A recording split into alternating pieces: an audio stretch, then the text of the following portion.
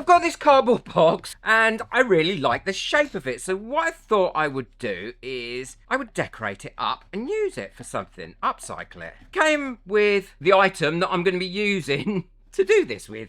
All I'm going to do to start with is cut these side panels off here, like that, going all the way around. I love boxes.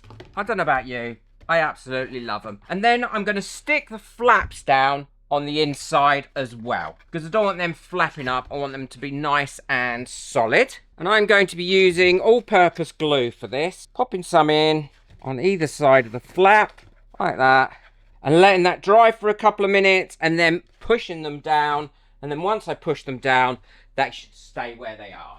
Okay, that should be long enough. I'm just going to pop those down now, and that's it. They should stay now where they are permanently. Now, I haven't decided if I'm going to make a lid for this box or not yet, but because it's taped up and it's got all these edges that I don't want exposed, what I am going to do is cover it in some glue and paper. I love this technique. I've used it lots of times, and that'll give me a really good surface to do the finishing effect that I want for it. All I'm going to do is put some white glue in there, and that's too thick. I don't want it neat. So I'm going to add some water to that, probably about 25%, and then give that a good mix in, and that'll thin that out completely.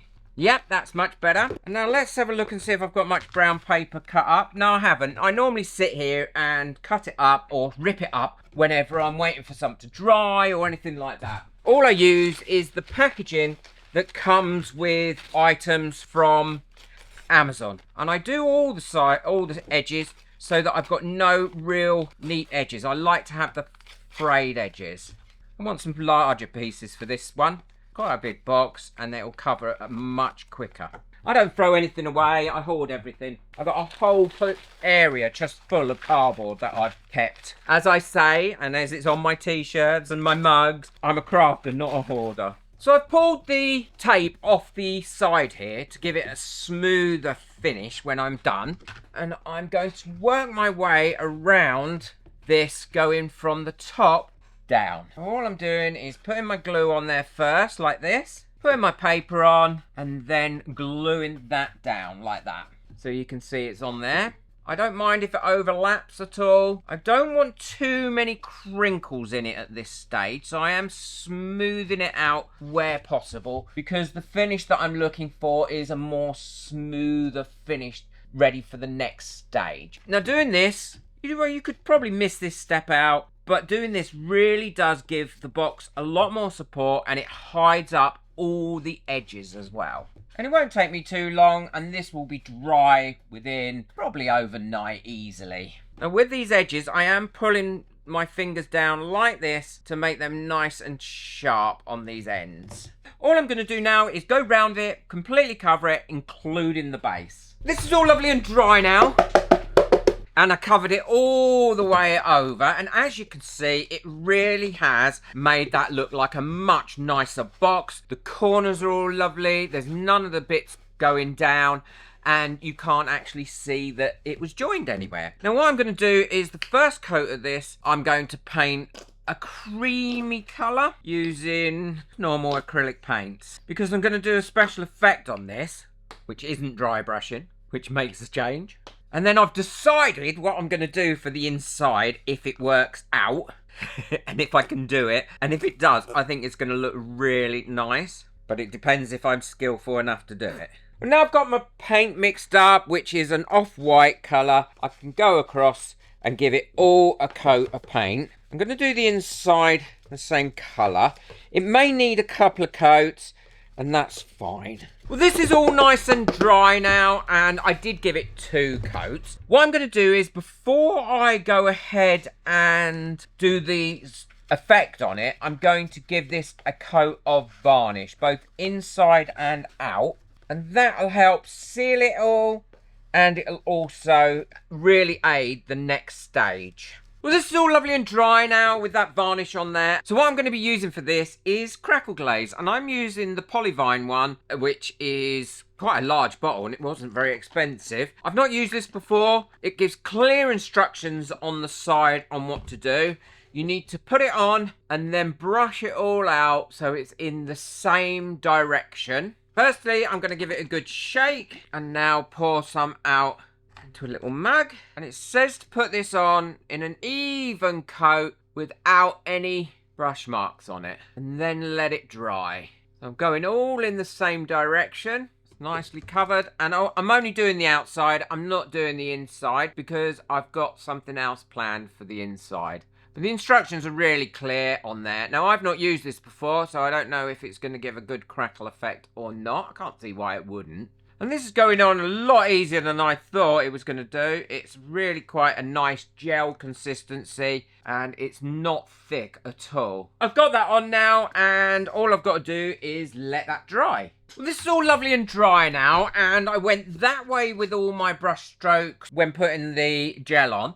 So I'm going to go down with all my brush strokes now. You need to have a thin paint for this, and only go over it once. What you don't want to do is keep mixing or rubbing over the gel, because all you're going to do is dilute that off and mix it in with the paint, and then you're not going to get the crackle effect. Well, that's what it says on the bottle. And go over it lightly. See, I'm already going over it where I shouldn't be again. I can already see it starting to crackle, which is great. I'll show you that in a second. And the thicker the layer of paint you put on, the more crackle you get, apparently. It's already starting to crackle there. So what I'm going to do now is let that dry. And then once it's dry, I can show you what I'm going to do for the inside.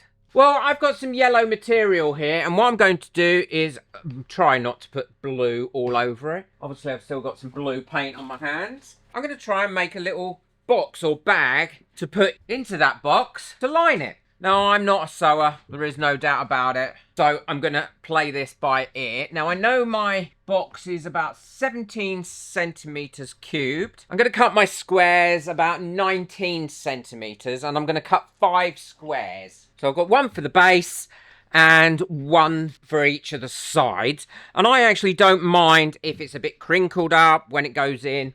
All I want to do is line it. So first thing I'm going to do is cut this edge off, because I don't want that there. And then I'm going to cut myself 5 squares of about 20 centimetres. So it gives me a bit of a seam allowance. I've got all my squares cut out now here. And what I'm going to do is attempt to sew them up in a box. Now, I'm certainly no sewer, so you'll have to forgive me on this, but I will do my best.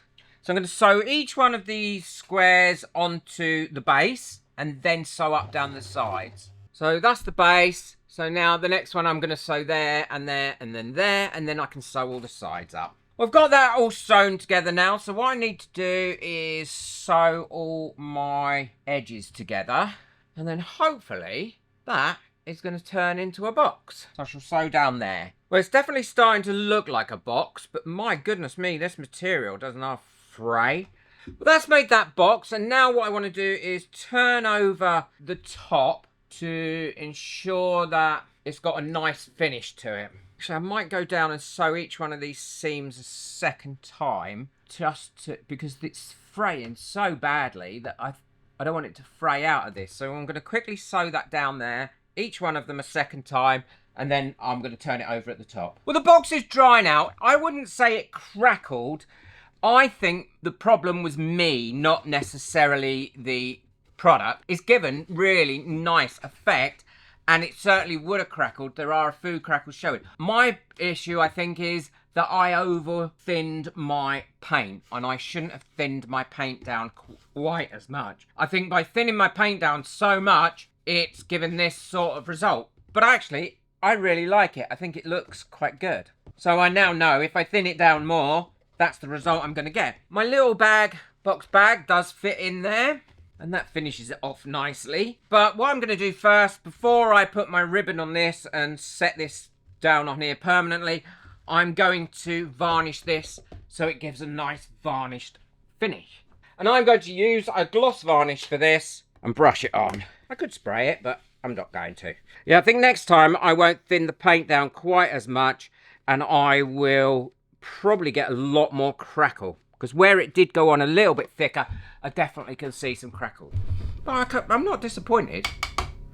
While that's drying, what I'm going to do is pop my ribbon through. Now, I've got some ribbon here. All I've got is a lolly stick. I've cut a little notch out of it, and I'm going to use that to thread my ribbon through here.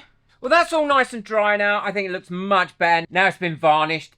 I really like that distressed box. I think that's come out great. Now what I'm going to do is pop that in there. Try and get it so there's an even amount coming over each one of the corners. And then I can tie my little bow here. I'll show you that in a second. Make sure this is all in all the corners. And there we go, it's all finished. I love that. That has come out so well. I'm even impressed with my sewing. You could glue that in if you wanted to. I wanted to be able to take it in and out. That's all. That's just a simple, cost virtually nothing. I had the material, had the ribbon and the paints and everything, because of course, who wouldn't have when you're a crafter? And all it took was an Amazon box and some scrap paper. Let me know in the comments what you think. I'd love to know if you like it. And if you've used that crackle paste before, then let me know as well, because I'd really love to hear about how you got on with it. If you want to see another great cardboard box upcycle, then check out the video I've got coming up next. Boot that like button, hit that subscribe button, but most of all, enjoy your crafting. Take care. Bye.